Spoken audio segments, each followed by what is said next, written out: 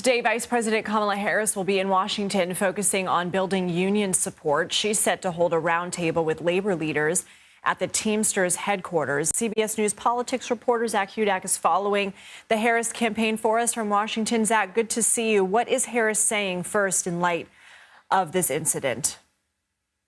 She has been expressing concern, but has mostly not been commenting on the incident, and has not been. Her campaign is not commenting on the tweet that Elon Musk sent out last night, asking why no one was trying to assassinate her or President Biden.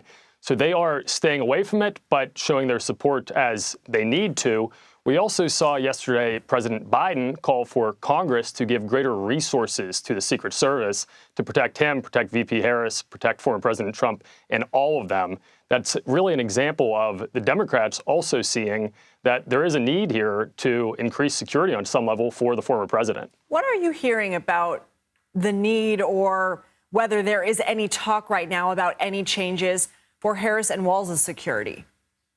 There is talk about it. There's nothing concrete that has happened yet, but I do think we can expect in the coming days and weeks both campaigns being far less inclined to hold events outdoor and to put their candidates in situations where they're interacting with members of the public in an uncurated way, in a way that someone who they've not screened or cleared could get near the principal. So I think we are going to see things like that and things like smaller events whenever possible, so that it is an easier load for the Secret Service to keep these folks safe. Well, today, Harris, as we mentioned, is meeting with Teamsters in Washington. How crucial is union support for her campaign, and what case is she trying to make?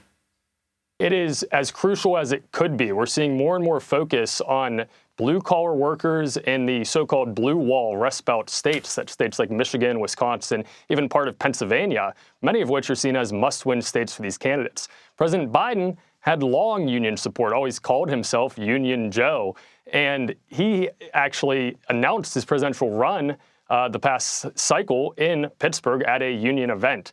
So VP Harris has some cred from her association with him for these union folks, but she does really need to shore them up. We saw just a few days ago her announce a plan for some government jobs to no longer have a requirement for a college education. That's just another example of the Harris-Walz campaign trying to reach out to blue-collar voters that traditionally may have been Democratic supporters, but that turned to Trump in 2016 and maybe 2020.